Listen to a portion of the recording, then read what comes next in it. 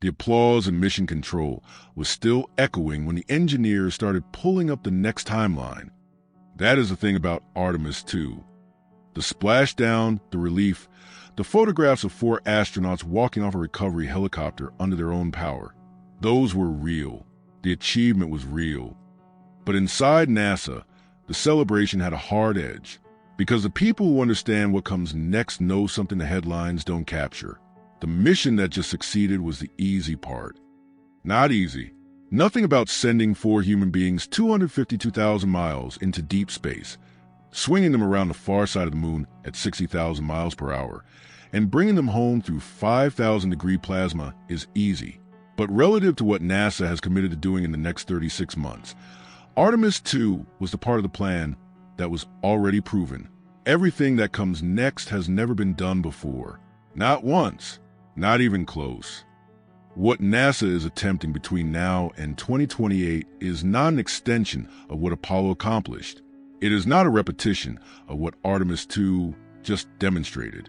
It is a series of engineering problems so complex, so interdependent, and so compressed in their timeline that even the people designing the systems acknowledge they're operating near the edge of what is currently possible.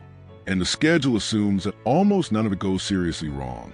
That assumption is where things get uncomfortable. Start with the heat shield, because the heat shield is the first problem, and it is not solved. When Artemis I returned from its uncrewed test flight in December 2022, the Avcode ablative tiles on Orion's heat shield had broken apart in ways nobody predicted. Chunks of charred material had separated during re-entry and left irregular craters across the surface. The internal temperatures stayed within design limits. The capsule survived, but the models said that shouldn't have happened. And when the models are wrong, you have to understand why before you fly humans. NASA spent 2 years studying it. They modified the re-entry profile for Artemis II, shortening the skip distance, the arc the capsule traces when it bounces off the upper atmosphere before its final descent, to limit exposure to the temperature range that caused the damage. It was a workaround, not a fix. And on April 10th, when divers pulled the Orion capsule out of the Pacific, they found divots again, cracking, uneven ablation across the surface. Orion program manager Howard, who confirmed it publicly within hours of splashdown, the shield held. The crew came home safe. The underlying problem remains. The fix is already being built. A redesigned Avcode formulation with better permeability is being integrated into the Artemis III and IV capsules. The question NASA is now asking, the question the entire downstream schedule depends on answering, is whether data from 2 re-entries gives them enough confidence to certify that redesign without another uncrewed test. If they need another test, the schedule breaks. If they certify without one and the fix doesn't hold, something far worse breaks. That is the first open variable. There are more. Most people think Artemis III is a lunar landing. It was until January 2026, when NASA officially delayed the crewed moon landing to no earlier than 2028. The explanation was technical. The commercial landers weren't ready. The timeline had compressed too aggressively. Then, 5 weeks after that delay was announced, NASA Administrator Jared Isaacman flipped the mission profile entirely.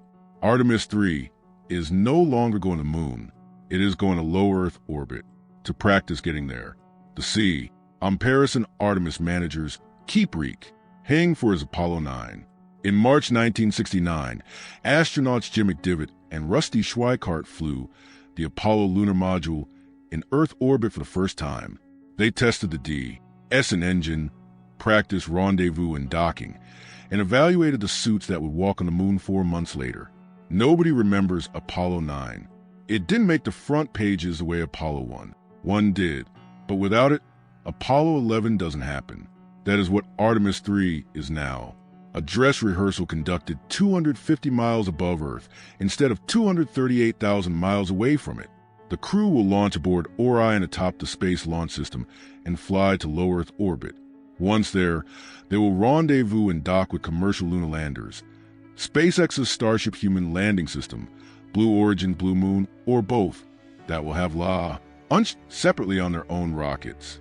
The astronauts will physically enter the landers, evaluate propulsion systems, test life support, check communications, and inhabit the vehicles designed to carry future crews down to the lunar surface for the very first time.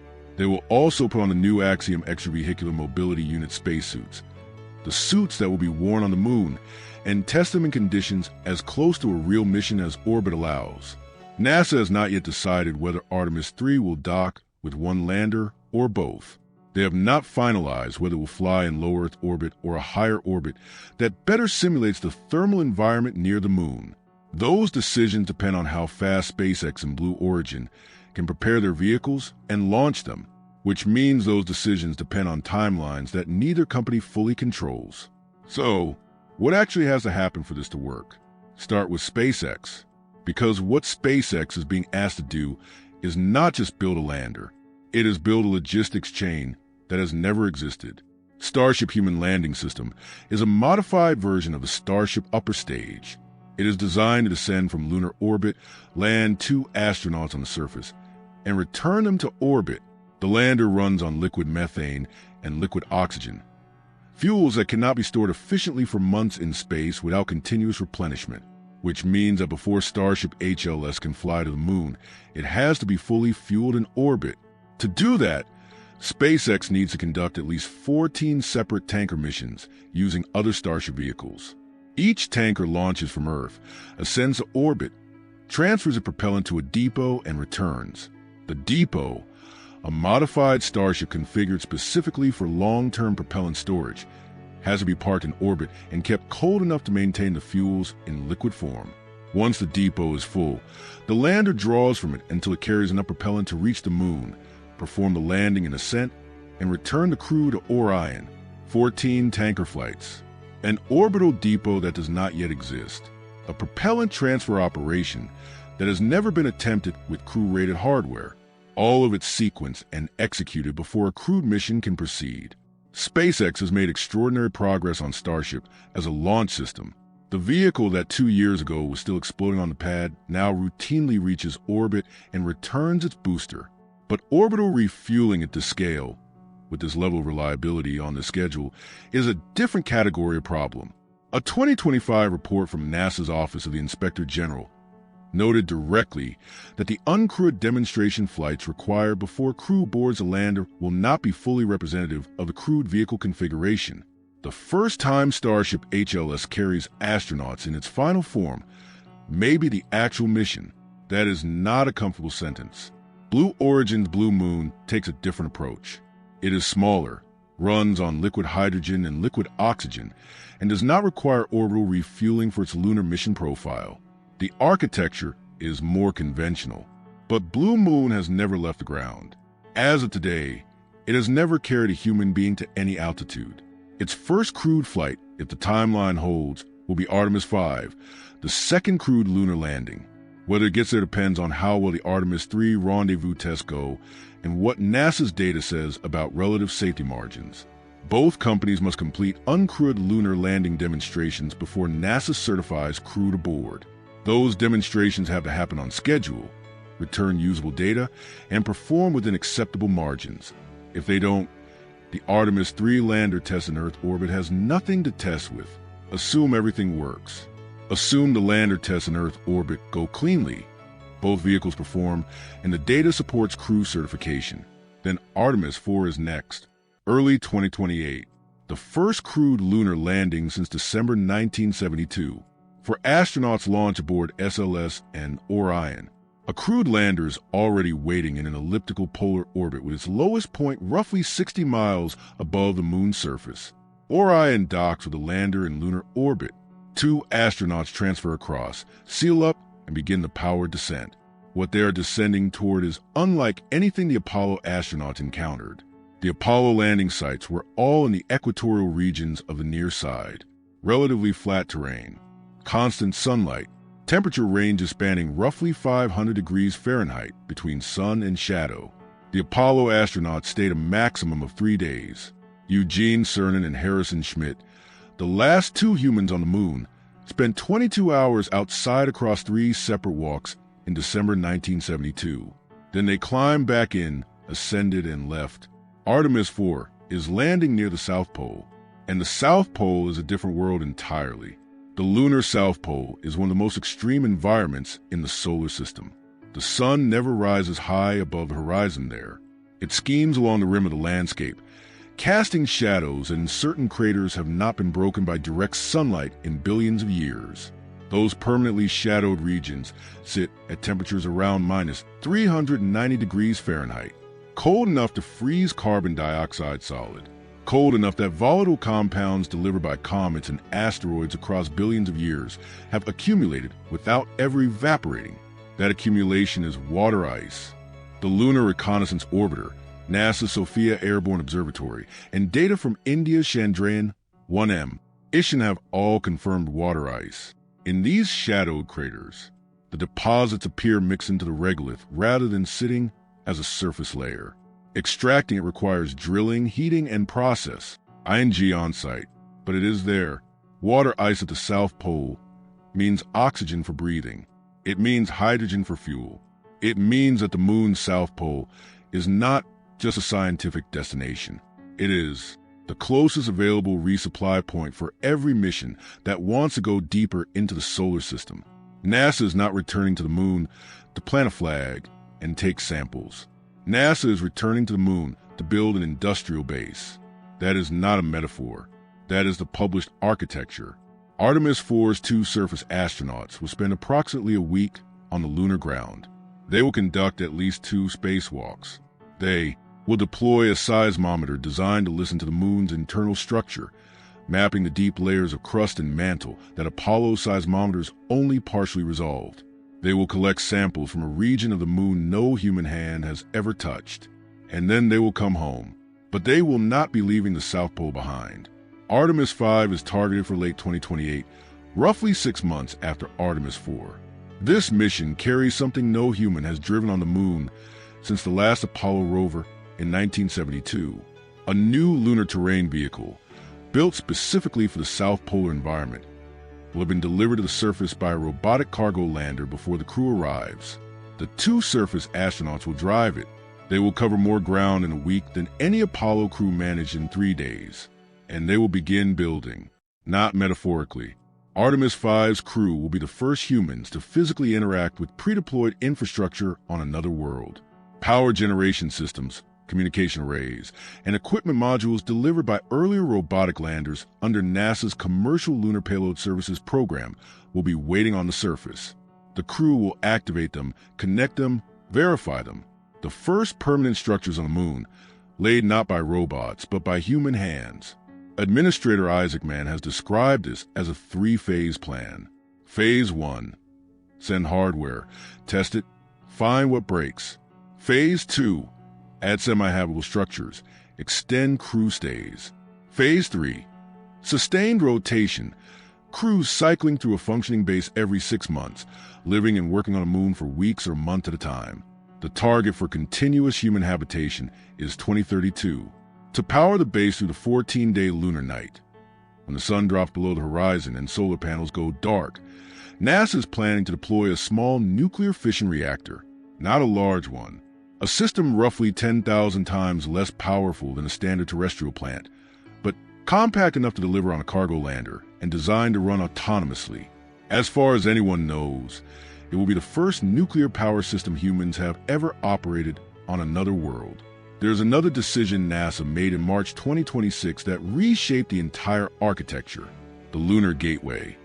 The proposed orbiting station designed to sit in a near-rectilinear halo orbit around the moon and serve as a staging post for surface missions was canceled.